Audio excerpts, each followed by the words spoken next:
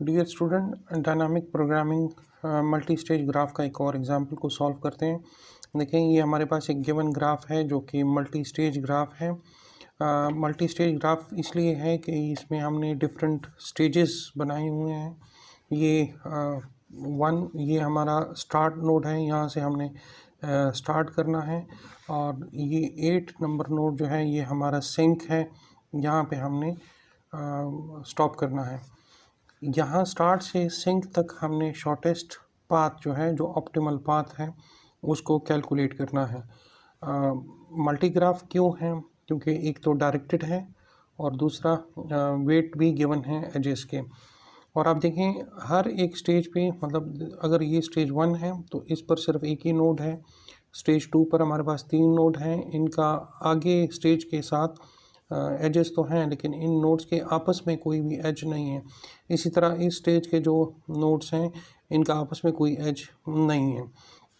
अब हमने क्या करना है, हमने यहाँ से नोड 1 से लेकर नोड 8 तक जो शॉर्टेस्ट पॉसिबल पाथ होगा उसको कैलकुलेट करना है।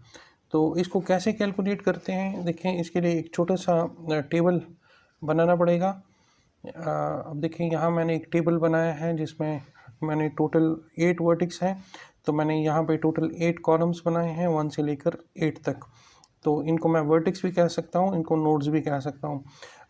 हर एक का वेट गिवन है, हर एक एज का वेट गिवन है। तो वहाँ मैंने उसके वेट को कॉस्ट के साथ रिप्रेजेंट किया हुआ है। ठीक है। डी किस चीज़ को रिप्रेजेंट करता है, ये अभी जब ये टेबल फिल करूँगा वहाँ पर आपको इसकी ज़्यादा बेहतर समझ आएगी कि ये डी बेसिकली किस चीज़ को रिप्रेजेंट कर रहे हैं। आप इसको डेस्टिनेशन भी कह सकते हो कि ये डेस्टिनेशन को रिप्रेजेंट कर रहा है। तो इस प्रॉब्लम को हमने अब सॉल्व करना है यूजिंग डायनामिक प्रोग्रामिंग अप्रोच।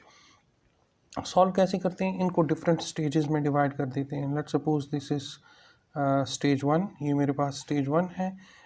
इसी तरह ये 3 नोड मेरे पास स्टेज 2 पर हैं, ये 3 नोड्स मेरे पास स्टेज 3 पर है, एंड दिस इज स्टेज 4। अब इनको आपने सॉल्व करना है। देखें, और सॉल्व कैसे करेंगे, बैकवर्ड पाथ से सॉल्व करेंगे। यहाँ से सॉल्व करना शुरू करेंगे और यहाँ पर एंड करेंगे। तो देखें, जब आप इस स्टेज पर मौजूद हैं, नोड 8 पर आप मौजूद हैं, यहाँ से ऑनवर्ड कोई मूवमेंट नहीं हो सकती, आप आगे नहीं जा सकते। This is the ending node. तो अगर आप इस टेबल को फिल करेंगे तो आप देखें, आप इधर ही मौजूद हैं इसी नोड पर। इस नोड 8 से नोड 8 का जो कॉस्ट है वो कितना है, दैट इज़ 0। तो हम इधर उसकी कॉस्ट में लिख देते हैं 0। और जब आप यहाँ पर मौजूद हैं तो आपकी डेस्टिनेशन क्या होगी, वो भी यही नोड होगा। तो हम इधर यही नोड जो है वही लिख देते हैं कि 8 ही हमारा डेस्टिनेशन होगा। अब इससे पिछला जो स्टेज के नोड्स हैं इनको करना है। आपने नोड 8 कर दिया, अब आपने नोड 7 देखना है। तो आप नोड 7 देखो। नोड 7 पर जब आप मौजूद हैं, ठीक है, तो आपने ये कैलकुलेट करना है कि यहाँ से फाइनल स्टेज 8 तक जाने के लिए शॉर्टेस्ट पॉसिबल पाथ कौन सा है।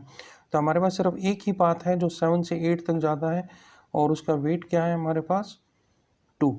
तो आप देखें, इस टेबल में आपने उसका वेट लिख देना है विच इज़ 2।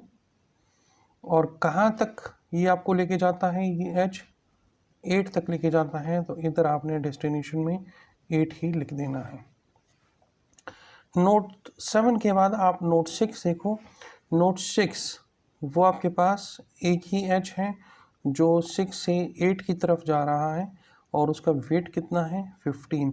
तो 6 पे जो एज है वो वेट उसका कितना है, 15। तो आप देखें, यहाँ नोट 6 का कॉस्ट आप क्या लिखोगे, 15।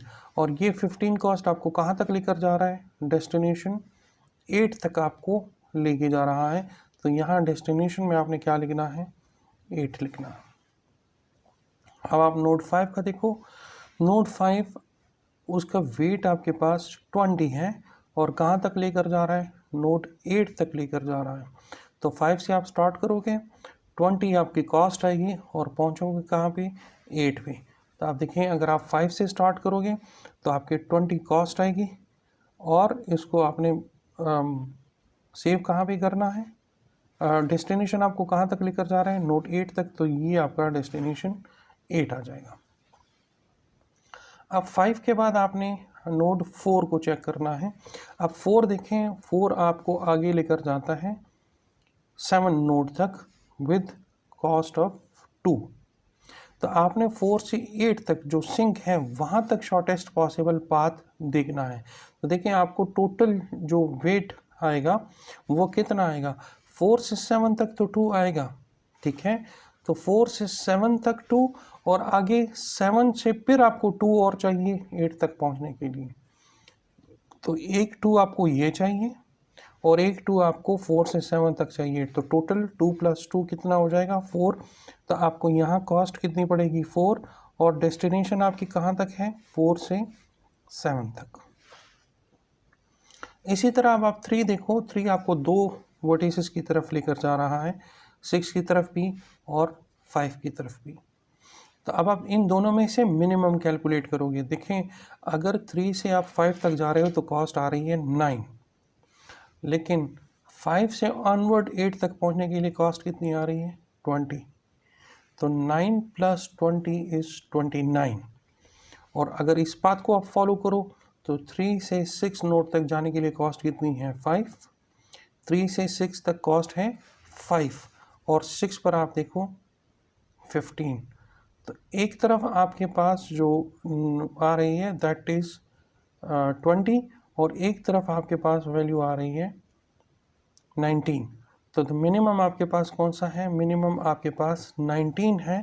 तो आप 3 नोड पर यहाँ पर क्या लिखेंगे, आप यहाँ पे वैल्यू लिखेंगे 19 और ये 19 कहाँ से आपके पास आ रहा है, 13 से। अगर आप 7 तक आएंगे तो 17 ये और +2 ये, 17 + 2 इज़ 19। और ये आपको कौन से नोड से मिला है, इस 7 वाले नोड से मिला है 17। तो यहाँ आपने लिख देना है 7। Same next is node 2। अगर आप नोड 2 देखो तो ये आपको 4 कॉस्ट पे 5 की तरफ लेकर जा रहा है। तो 4 और 20 तो 24 कॉस्ट आएगा। अगर आप इस पाथ से आओगे तो 8 + 15 इज़ 23। तो यहाँ से 24 और यहाँ से 23, तो मिनिमम इज़ 23। तो हम यहाँ कॉस्ट में क्या लिख देते हैं, हम यहाँ कॉस्ट लिख देते हैं 23। और ये कौन से नोड की तरफ से आ रहा है, दैट इज़ नोड 6। तो यहाँ हम लिख देते हैं नोड